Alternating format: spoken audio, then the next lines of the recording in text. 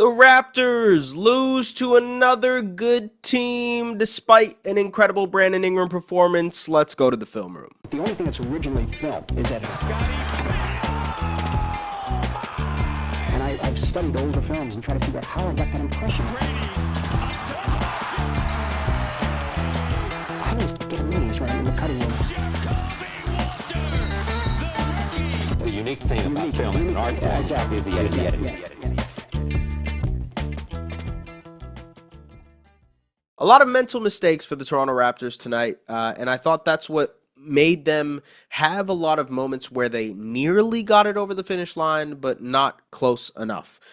Turnovers like this that force the Knicks into transition opportunities and easy buckets, defensive lapses like this. And so Scotty Barnes can only do so much quarterbacking this defense while Jakob Poeltl plays aggressively in the pick and roll. He has to step up here. But that just means that RJ Barrett on the weak side has to guard two guys, and that's Jalen Brunson and that's OG Anunoby. Forcing RJ Barrett to guard in space is bad news for the Toronto Raptors, and that just results in a foul call for OG Anunoby. Some more defensive lapses here. I thought the Raptors' switching scheme was really off, like just understanding the timing of switches and knowing when to switch in certain actions. So it's a guard-guard screen between Landry Shamet and Jalen Brunson. You know that because it's a guard-guard screening action, Shamet is going to pop out and use his three-point shooting ability. And so they just botch this switch, and instead Shamet gets a wide-open jump shot here. Similar situation a little bit later where it's a guard-guard screen again, this time with Jalen Brunson screening. And there's just a redirect pass to Josh Hart. Quick give and go, taking advantage of the switch miscalculation by Scotty and Jamal Shed. Boom. And that ends up a layup for Landry Shamet. So it's just moments like this where the Raptors really fell apart here, folks. As we welcome you inside the film room, welcome back, ladies and gentlemen. Apologies for not being here on Saturday for the Wizards' win. It was a very, very busy day for myself, and as you might be able to hear, I've been dealing with a cold that is kicking my butt right now. Among many, many other things that are obviously percolating in the news, as you guys can imagine, as an Iranian right now, very, very tough time to be an Iranian. And so, yeah, anyways, I don't want to get into it too much here. We're here to talk about the Toronto Raptors. The Toronto Raptors lost this game and have continued to lose games against bad teams because they don't have what it takes to defend. That might surprise you. You might think offense. And truthfully, you're probably right in that department. But if this version of the team wants to succeed at any point in time this season, it'll be on their defense. The reason I say that is, here, I'll contextualize this thing. So the Raptors are 4-16 against the top 10 teams in the NBA. They've lost 6 straight games against those top 10 teams and 14 of their last 15.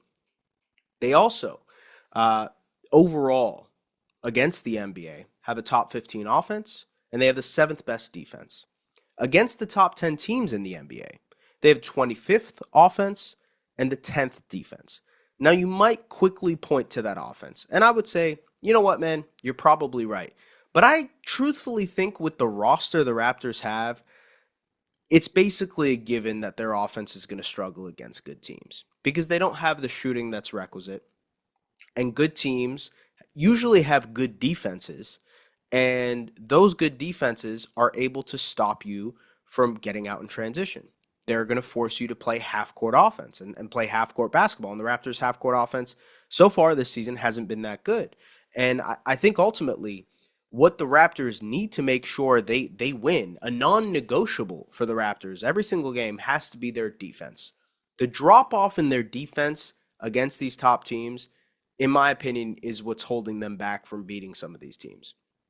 If you look at the Detroit Pistons, like the reason they are able to compensate for their lack of three-point shooting is because they crash the offensive glass like madmen. They force turnovers, and they get out in transition. The Raptors do that in spurts. They don't do that for full games. And I think the reason for that is because they have a few very interesting defenders, but they don't have a team full of defenders. They still have RJ Barrett, who can get picked on. Emmanuel Quickly, who can get picked on depending on the matchup. Jamal Shed, who can get picked on depending on the matchup. Mamu, who struggled immensely in this game defensively, can get picked on depending on the matchup. And so you kind of, I don't envy Darko Rajakovic in terms of having to figure out the lineup combinations that could work for this team and win on both the offensive and defensive side of the floor. That being said, Jakob Poeltl has looked great recently, and I think that can alleviate some of the pressure off of their half-court offense. It can make them look a little bit better in the half court. And truthfully, that happened tonight. This was, I know the box score and the final score doesn't necessarily show it because they ended up losing 111-95. But this was a much closer game than what the Raptors have had against the Knicks this season. It was 95-93 with 5 minutes left in the fourth quarter. Raptors had momentum in their hands, and boom, mistake and mistake and mistake and mistake defensively. Now, of course, the offense is a clear area where they need to grow. But again, I do think Jakob Poeltl can alleviate some of that pressure because so many of the Raptors' guards and creators in the half court are so screen reliant. RJ Barrett racked up 6 or 7 straight points in the fourth quarter to start this game, or to start the fourth quarter, because of Jakob Poeltl's screening ability. Emmanuel Quickly, I mean, we've kind of beat this point over the head, but like the efficiency difference when Emmanuel Quickly is playing with Jakob Poeltl versus when he isn't playing with Jakob Poeltl is stark. And ultimately, I think the same thing applies to Brandon Ingram, who BI had an incredible night tonight, especially in that first half. BI had finished with 31 points on 20 shots. He also had 4 assists. He knocked down 3 3-pointers. In the first half, he had 26 of those points. And so what changed, right? What was the difference maker? I think it was not as much offense being run through Brandon Ingram and Jakob Poeltl. Let's break down some of the plays that worked between BI and Yak. Jakob's screening ability works really well off of the ball as well as a final opportunity to create Brandon Ingram some options. So pin down screen, BI pops in, and they can also flow into a pseudo pick and roll here because Jakob can roll to the basket here and BI can hit him on this dump off pass. At the same time, BI can just settle into mid-range jump shots like this. Same situation here. So it's a dribble handoff into a pick and roll between Jakob and BI. And BI just uses the extra little bit of daylight that Jakob gives him to settle into that mid-range jump shot. Boom, same situation here, but instead of taking the screen, BI rejects it, gets downhill. Now he has OG Anunoby in jail, settles into a mid-range jump shot. He was really feeling himself. This action can create opportunities for other guys too. So here, empty side pick and roll between Yak and BI. BI attacks Karl Anthony Towns, who is playing at the level. Now the defense is forced to rotate. Emmanuel Quickly in the corner. He just steps into it and splash. And that creates good opportunities for the Raptors overall. And of course, Yak is good at working with other guys too. So dribble handoff here between BI and Yak. RJ gets downhill.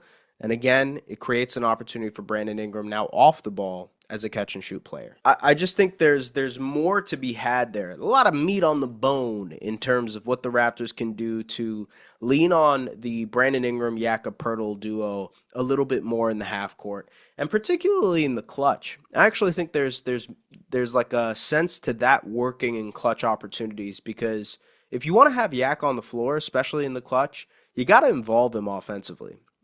I just think he's very important to what this team needs in the clutch, which is screening to get quality shots off.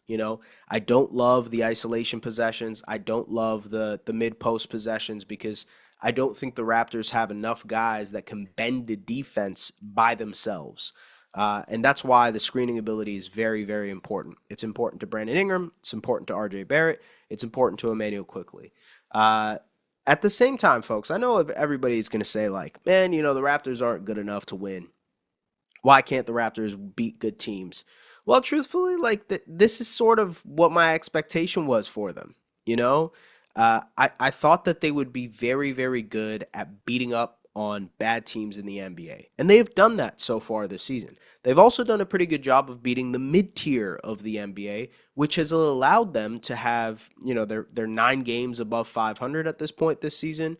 They are very firmly like in the top 6 of the Eastern Conference. Now, I liken this team to the 2013-2014 version of the Raptors, the version that everybody remembers for the incredible turnaround that they had. This team was obviously the 2013-2014 Raptors. That was the team with Kyle Lowry and DeMar DeRozan, where they leaned in on those two guys after trading Rudy Gay, and obviously brought in Grievous Vasquez and Patrick Patterson and all those types of guys. And ultimately, I think it galvanized a group of role players that maybe were underrated or doubted, and these two stars or blossoming stars that hadn't really come into their own. I think there's something to be said about that type of team over exceeding and maybe exceeding expectations in the NBA. And that applied in 2013-2014. It currently applies in this NBA as well. And I think this Raptors team is doing something similar. 2013-2014, that team was 5-17 against the top 10 teams in the NBA. They were 43-17 against the rest of the league. The Raptors are very similar this year. They're 4-16 this year, like I mentioned, and the opposite when it comes to beating up on the other 20 teams in the NBA. They've done a very good job of taking care of business against the teams they should be taking care of business. Now, the one thing that I will say is that 2013-2014 group had a pretty long runway. In 2015, they got swept by the Wizards. Terrible playoff series. God, I hate that, even thinking of that. 2016, they obviously make it to the Eastern Conference Finals with Kyle and DeMar. Incredible Kyle year. 2017, the Cavs year. 2018, the Cavs year. I don't know. You guys obviously know the Raptors playoff history, but they got multiple kicks at the can before. After 2019, it was, we have to do something radical to change this team. And that was sort of the team building structure of the NBA back then. Now with the second apron and this new CBA and how expensive the Raptors already are, I don't think they have that window. I don't think that window even exists for NBA teams now, where you get an opportunity to build naturally from 2013 to 2019. You don't get 6 seasons anymore. You might get 3, 4, maybe, honestly, I would probably say 3. And truthfully, they probably need to do something this offseason. So I just think, obviously there are flaws with this roster, both offensively and defensively. Obviously, there's a limit to this team's ceiling in terms of what they will be this season. But I do think there's something good brewing here. And if the Raptors, their front office and their coaching staff are able to identify what works and what doesn't, and which players they want to develop and want to continue to invest in, and which players they don't, I think there is a path forward for this team to be good again next season and to build on top of that, even though the Eastern Conference next year will be better. That's my optimistic approach to things. The world needs a little bit of optimism right now. That's all I got for you guys, folks. I appreciate it as always. Thank you very much for tuning into Raptors Republic. Thank you very much for locking in with me here. And again, apologies for not jumping in on the Wizard side of things. This cold is kicking my butt, and the world is being the world right now. So appreciate you guys as always, and we'll see you guys later. Take care.